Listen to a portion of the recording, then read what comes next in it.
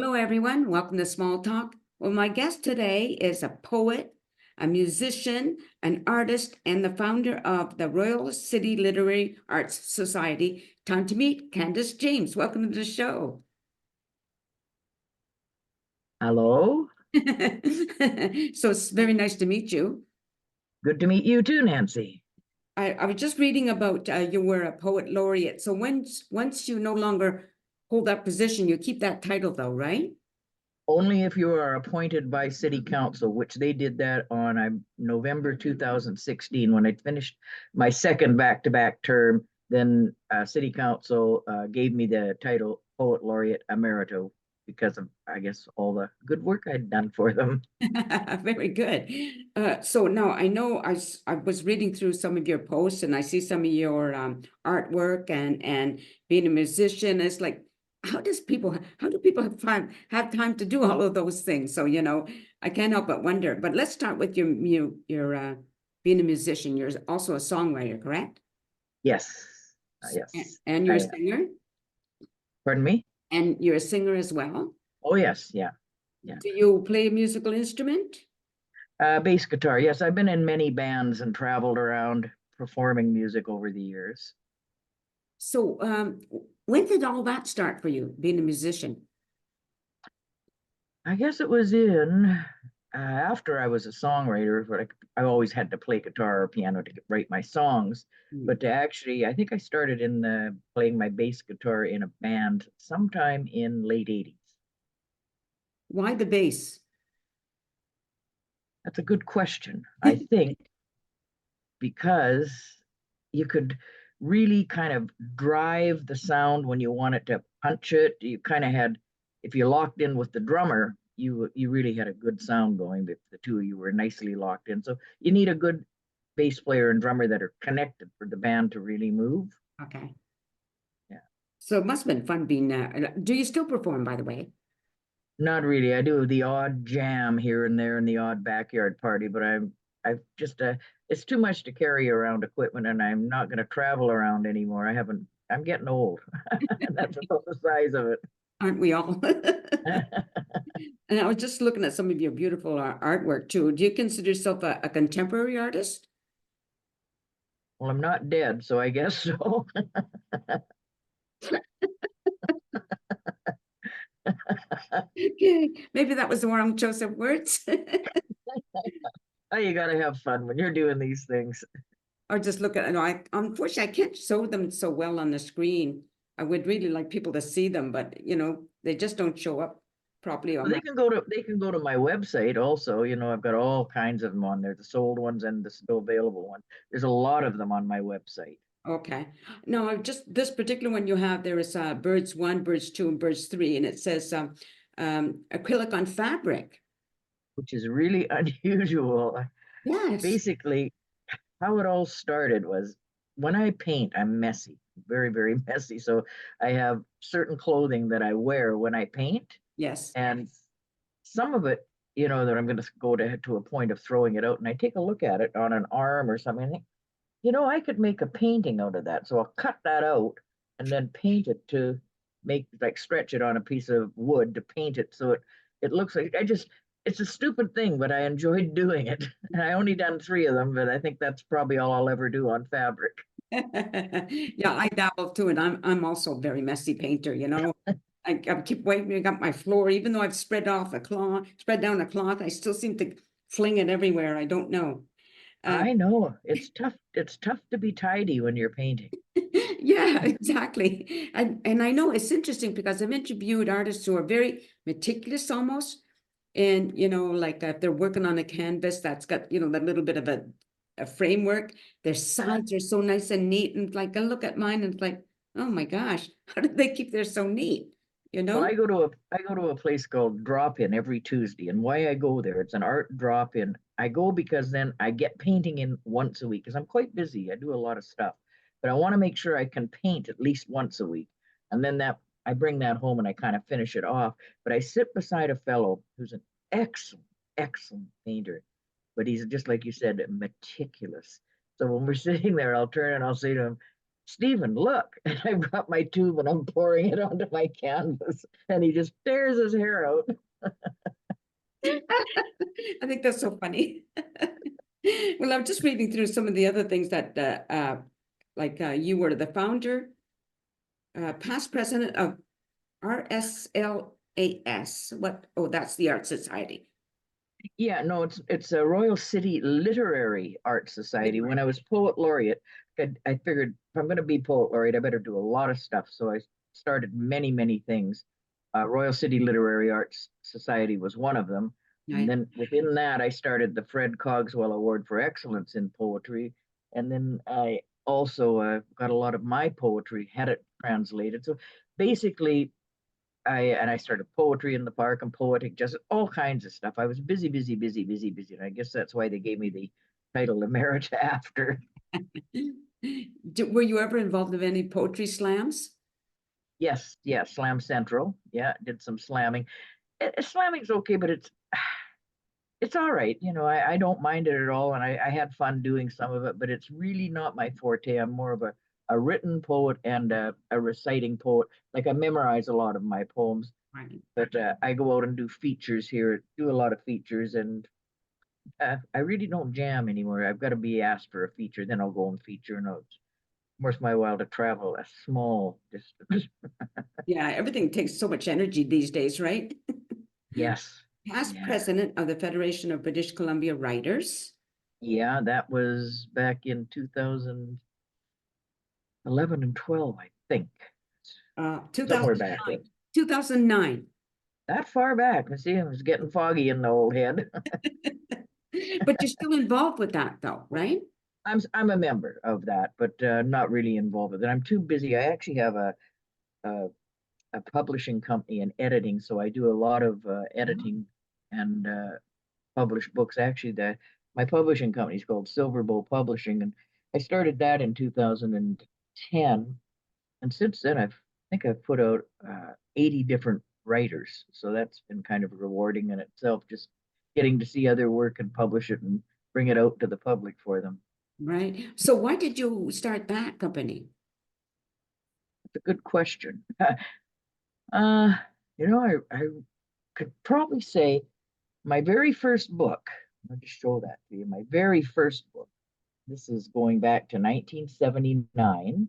Okay. That's and that's me, what I looked like on the back, way back when. So that was put out by Fiddlehead Poetry Books from the University of New Brunswick. And I didn't realize how fortunate I was back then to get a book out. I just sent some stuff out, and the uh, publisher came out to. This is a bit of a funny story. He phoned me and said, "Oh, we'd like to publish a book with you, a chap book." And I had no idea the difference in books. And I said, "Oh, okay." He said, "How many poems do you have?" Because I had sent back in the day, I didn't know what to do, so I sent 25. Right.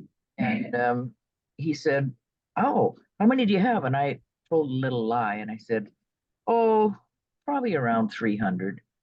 And then he said, "Oh, good. I'll be out in a week into Vancouver area, so I'd like to see them." And I got off the phone and I thought, "Oh my God, how many do I actually have?" And I had it somewhere around 160 or 170. And I thought, for that week, I was just constantly just writing about everything I could ever even think of because I didn't want to be a liar. When he came out, I had 305, thank God. That's really funny. Oh, that's so good. I love it. So you're also, okay, so you're an editor at Poets and Writers. And you already mentioned the Fred Cogswell Award for Yeah, Excellence of Poetry, right? I did that because he was the first person who ever published a book by me. He kept asking me for years and years to send more, but by then I'd moved into music and I never got around to it. I was still writing, but never got around to it. But I thought I wanted to sort of give a tribute to him. So he had passed away, and I thought the best way is to do that. So first of all, I actually approached the League of Canadian Poets to see if they would do it, Mhm. and they said no, they had too many awards at present, so they couldn't put another one on it. Fred actually had been he was one of the founders of the League of Canadian Poets and had a lifetime membership even after he was dead. Right. uh, they felt they weren't able to, and I thought, I really want to do something for his memory. So I was president of Royal City Literary Arts Society, and I said I really want to do this, and I had to get permission from his daughter, his executor of his estate, and she was happy about that, Kathleen Forsyth. Mm-hmm. Excuse me. And so we started it, and I think the first year we had 40 books sent in from publishers. It had to be sent in by a publisher.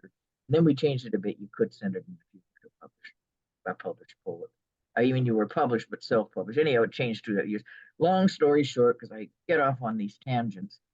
Basically, I heard that last year, the poetry, I think it was in its 10th year, I heard that they had 220 books submitted. So it's really grown, really grown. Mm. What is the Dundee Wealth? What is that about? Oh, that's when I was having a day job in between certain things. I was investment house, sort of like investors group. What do you say, Royal Bank, all the investment, but those ones on TV, you see them all the time, investment companies. Right, okay. Now Where you, are you, Nancy? pardon? Where are you located? Chilliwack. Oh, you're close. Yeah. I wasn't sure. Pretty good. Originally, I was born in New Brunswick, grew up in Quebec, lived in Ontario, and now I'm out here. My family heritage is New Brunswick. Oh, My okay. my great grandfather's name is on the settler stone at Halls Creek in Moncton. Ah, okay. Well, I'm from Campbellton, which is not that far from Moncton, Uh-huh. northern New Brunswick, so that's where I was born. And Yeah, it's I was actually born here, but my grandfather was born on Indian Hill in Moncton. okay, very good. Well, as soon as you mentioned Fiddlehead, I knew very well it was New Brunswick, that for the publishing company, right? Uh-huh. Now, you've Yeah. also lived in Santa Barbara Short time, yeah, in a very short time, I think. and Seattle.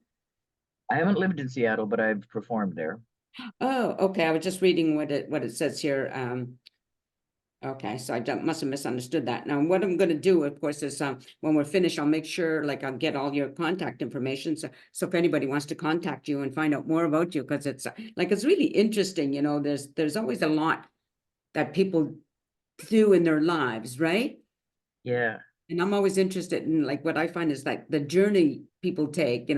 Poet and musician and artist, and that's a lot of different hats that you wore, and some and still wear some of them, And correct?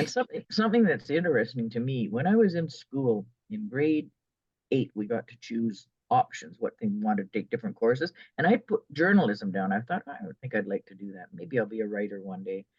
And when the report card came home, and the first uh, report card, I think it was in November or somewhere around there, my dad saw this on there and he says, "Why are you taking this?"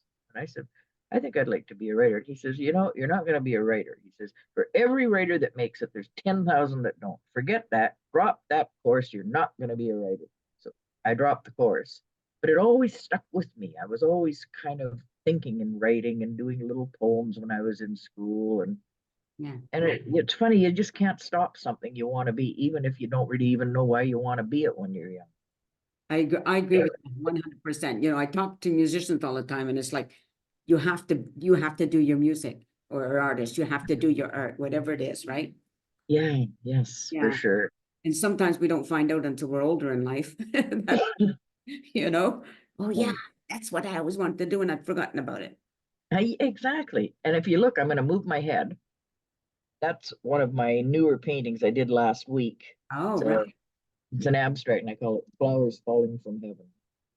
It's a little far away right now, but it's finished. But I don't know if anybody's going to like it. I like it. That's all that matters to me.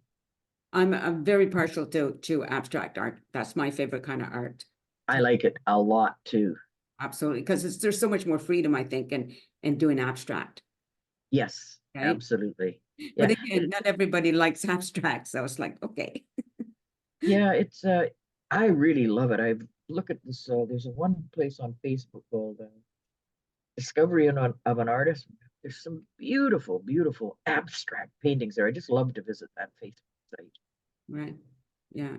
You know, you mentioned how you like to paint, if you painted on a fabric because of what, you know, because of what happened.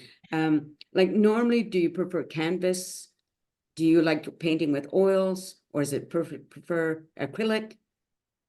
I basically, my main thing I do constantly is acrylic on canvas. And I usually don't do canvas board. I do the stretch canvas. So I've got a 16 by 20 or larger. I would go anywhere from between 10 by 10 up to 16, no, 18 by 24. I haven't gone any bigger than that. I did do one big one. I forgot what the size of that was, but acrylic on canvas is what I like because it dries fast. And if I don't like what I've done, I can easily go over it. Yes, I know. Yeah. I like what you can do with oil, but it takes forever for it to dry, right? I know, and it's just that the very first painting I ever did was an oil because I didn't know what I was doing and I knew nothing about painting, and that was way back in 1990, and my husband said, "Well, if you want to paint, let's go to a hobby shop." So I went there, and he's looking around in these little things, and I'm over looking at these huge, big things. And he says, "Well, you should start on something little." I said, I know I can't because my brush strokes are going to be too much. I've got to have this big one." So I started, and it was really took forever to dry to get the damn thing finished. And when it was finished, it wasn't very good, but I held it up and I said to him, "What do you think?" And he stood there and he got it. And he says, "Turn it upside down." I turned it upside down. And he said, "Yeah, I like that better." And I said, "Well, I don't. I like it the other way." And I put it back. I've still got that painting. I've never ever even put it up for sale because I always wanted to see where I started. And it's a ridiculously big, large, very unusual painting, but I kept it. It's a big one. It's really big. I've got it up in my bedroom. I look at it all the time, say, "Boy, I've sure come a long way from that."